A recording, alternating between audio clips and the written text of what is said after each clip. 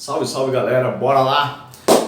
Professor Écio na área aí, vamos falar um pouco sobre União Ibérica agora, tá? União Ibérica, de 1580 até 1640.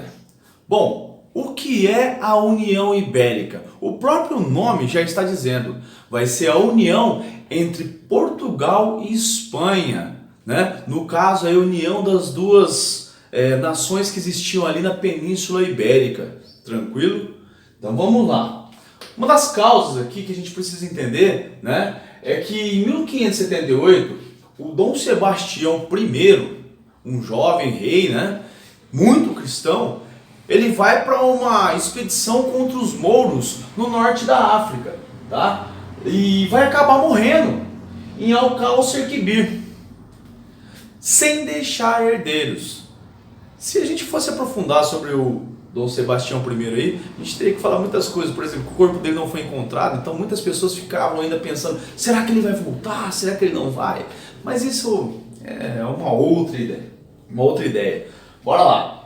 Quem vai substituir o Dom Sebastião? Vai ser o seu tio-avô, que é o cardeal Dom Henrique, né? Mas o cardeal Dom Henrique ele já estava bem velhinho ali, né? E acabou não tendo filhos, então não deixou herdeiros.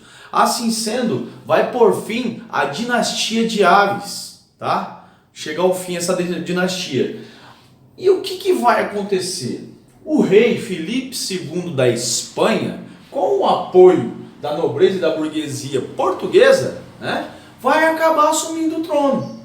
Dentro dessa perspectiva, ele vai invadir Portugal e assumir o trono com o apoio da burguesia e da nobreza. Ô Écio, mas e aí? Ele tinha algum parentesco? Sim, ele tinha um parentesco muito antigo, né? Em relação ao trono português. Então, por isso, ele reivindicou o trono.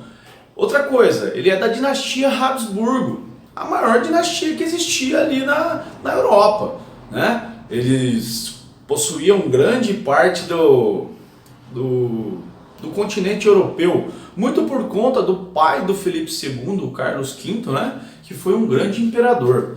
Beleza? Consequências dessa unificação sob Filipe II aí. Vai se transformar no maior império do mundo, né? O Império Colonial Ibérico, né? Esse Império Colonial Ibérico, ele vai ter grande parte do mundo aí. E dizia, né, que Portugal poderia manter manter a sua administração com autonomia. Quando na verdade nem tanto. Quem ia mandar mesmo seria o Filipe II. Vamos lá.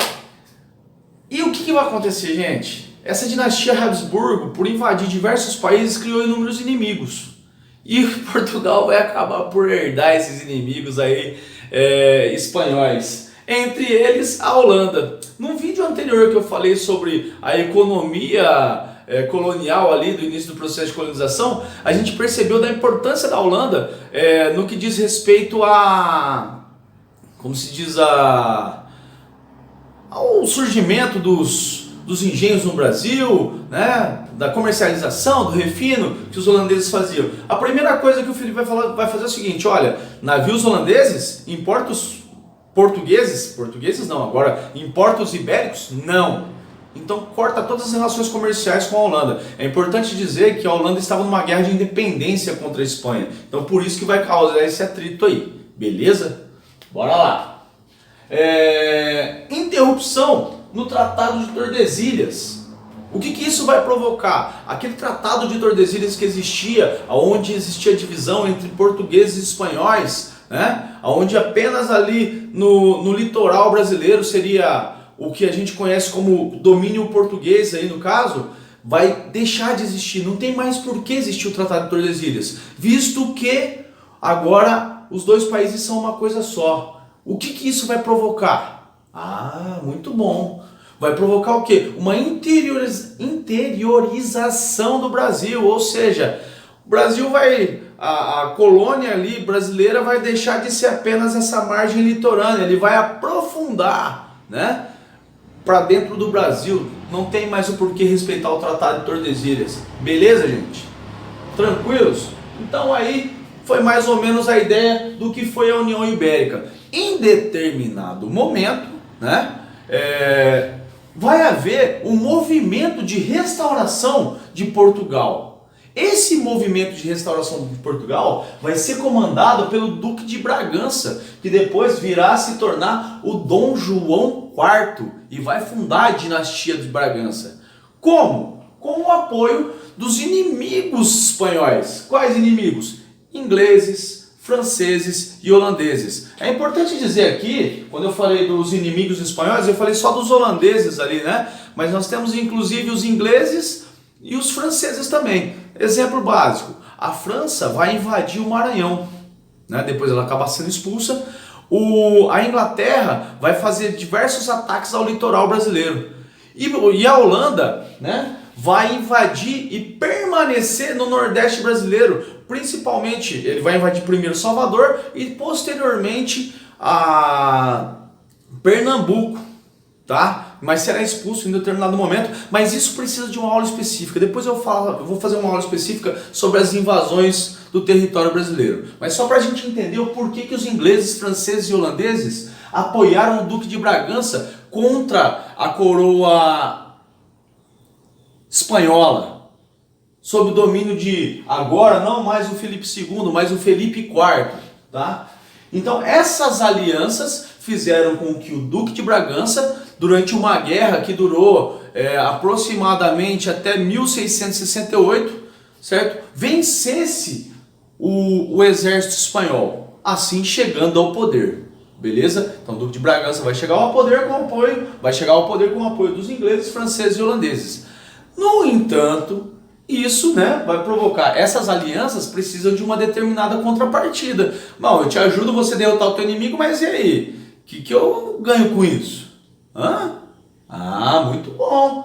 Então aí a Holanda vai ter alguns tratados com a Holanda. Primeiro tratado, trégua dos 10 anos, que vai durar ali durante o período que a Holanda estiver ocupando o Nordeste brasileiro. Depois, quando a Holanda é expulsa do Nordeste brasileiro, tá?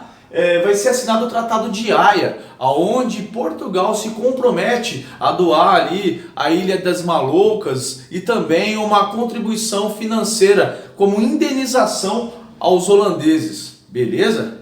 Tá bom, bora lá. Outro grupo que vai sair com muitas vantagens por conta dessa ajuda no processo de restauração portuguesa será a Inglaterra, né? A Inglaterra, primeiro, vai ter uma redução nas tarifas alfandegárias, além de uma permissão de comercializar ali com o Brasil também. E, agora sim, principalmente aqui, com destaque, Tratado de Methuen, ou Tratado de Panos e Vinhos, tá? Que aí sim vai fazer com que Portugal acabe ficando submissa ao governo inglês. Só um trechinho aqui para a gente entender. O Tratado de Methuen teve consequências desastrosas para Portugal, arruinando suas manufaturas, gerando assim a dependência dos produtos ingleses e conduzindo os portugueses à catastrófica especialização na produção vinícola, o que gerou em pouco tempo crise de abastecimento. Ou seja, quando eu deixo de fomentar a industrialização do meu país para comprar produtos industrializados de um outro país, eu acabo com a manufatura desse país. E foi o que aconteceu com Portugal, que acabou ficando dependente. A gente vai ver no segundo período que posteriormente a isso vem o ciclo do ouro. E o ciclo do ouro vai fazer com que Portugal enriqueça muito. Mas esse enriquecimento vai favorecer principalmente a Inglaterra, por conta desse Tratado de Methuen aqui, beleza? Outra coisa, a criação, o Dom João vai criar o Conselho Ultramarino, lembrando que Portugal é um império ultramarino. E por conta de ser um império ultramarino, ele vai, como se diz assim, precisar de uma determinada centralização. E isso vai interferir muito, principalmente nas colônias. Não só de forma administrativa, mas também de forma jurídica.